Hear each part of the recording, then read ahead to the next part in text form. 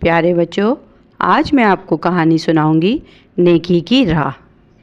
تو چلیے سنتے ہیں۔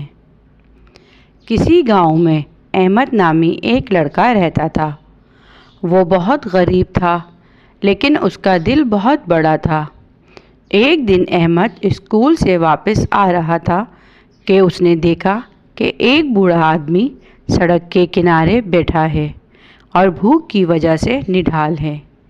احمد کے پاس صرف ایک ہی روٹی تھی جو اس کی ماں نے اسے لنچ کے لیے دی تھی، لیکن اس دن وہ روٹی خود کھانے کے بجائے اس بوڑھے آدمی کو دے دی۔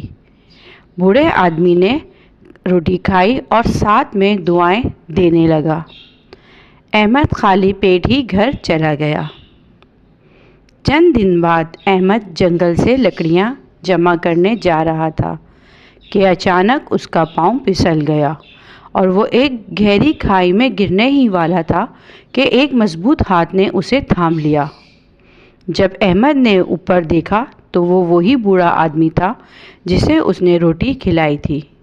وہ بوڑھا آدمی دراصل اس علاقے کا ایک تجربے کار چرواہا تھا جو وہاں سے گزر رہا تھا۔ اس نے احمد کو بحفاظت نکال لیا۔ اس کہانی سے ہمیں بیٹا یہ سبق ملتا ہے کہ نیکی کا بدلہ اچھا کرو گے تو اچھا ہی ملے گا۔